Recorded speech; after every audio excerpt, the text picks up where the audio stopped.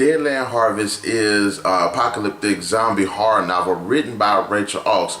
It is also the second installment in the Deadland Saga. And it continues the adventures of Cash, Clutch, Jace, and the survivors of Camp Fox as they have to deal with dwindling supplies, thieves, the elements, and even a horde of zombies that are just marching across the country. This definitely is a great read, and it definitely does a great job of just giving so much exposition into the world and to the characters. Cash, again, is a great character. She has so much personality. She's strong. She's vulnerable. She has this great relationship with Clutch and Jace, and together, all three of these characters are just completely awesome. They make such a great team. Where one lacks in, the other one picks up in. Their strengths complement the others. There's just so many different dynamics to these characters that just make for a great team, and they are just so likable. You can tell that Cash and Clutch, their own emotional relationship, romantic relationship, is more prominent in this, and as a result of the trials and tribulations that they have been through. Also, there are new characters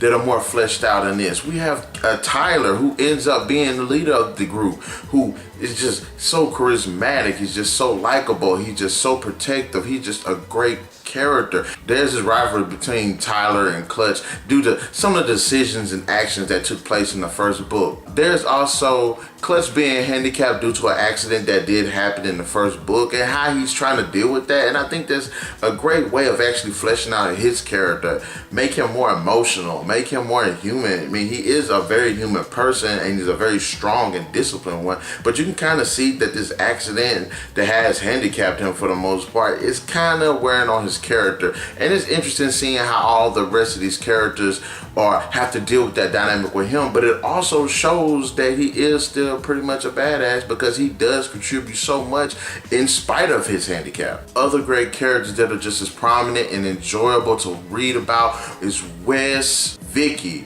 Grizz, Deborah, and even Benji. Benji is just a great kid. He's just like the hope and the life and the energy that these survivors need in this world are just so bleak and just dead. The bulk of this story is now that these survivors have managed to overcome the zombie threat at Camp Fox as well as the threat of Doyle's dogs. They have to deal with this even bigger threat, which they end up finding out comes in the form of millions of amassed zombies just marching across the landscape.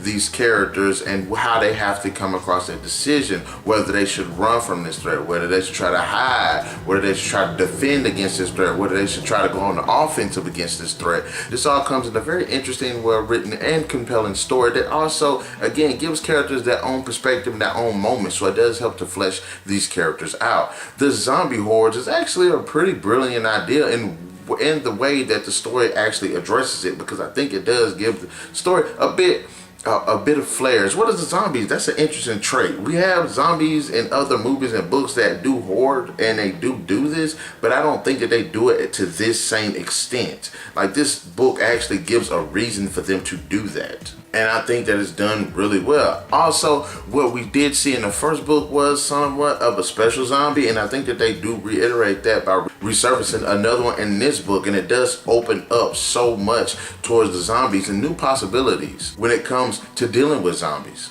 and what the infection actually means. And again, as in the first book, the zombies aren't the only thing that people have to deal with. They have dwindling supplies, location, they have to deal with other survivors. The climax at the end, which was very sad.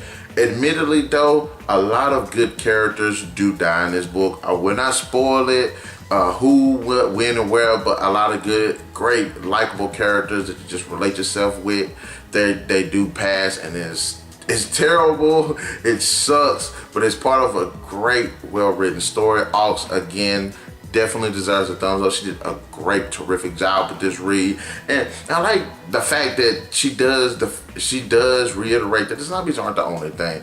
And there are even things that the zombies do that they don't intentionally do that have an effect on the land that also affects the characters. One of the best aspects when it comes to the writing due to Rachel Aukes' just great talent is how in Deadland Harvest she manages to implement the 7 deadly sins, as she did a great job of implementing the 9 levels of hell with Dante's Inferno in 100 Days of Deadland. I can say that I do like how the fact that Cash, Clutch, and Jace have also formed this little group, but they're actually with the Camp Fox survivors, and they all do function really well. I mean, Grizz is a great character, and I like that dynamic that he has with Clutch, that they're both with former Rangers and everything, so it feels like Clutch has a brother in arms, and Grizz is actually a pretty cool character, and I like that he's more of like the spiritual character in the group. In the end, Deadland Harvest is a terrific read as well as a terrific sequel. Aukes does it again with great characters, great storytelling, great setup. Love Cash, Clutch, Jace, Tyler, Grizz. Just love the characters, love the suspense, love the constant action, the pacing, the writing, everything. Deadland Harvest definitely deserves a 5 out of 5. If you enjoyed the first book, 100 Days in Deadland, you would definitely enjoy this book. It'll definitely take you on a great ride. Now in the comment section below, guys, let me know, have you read Deadland Harvest and what did you think about it? And to the next video, guys, NarikChase, signing out.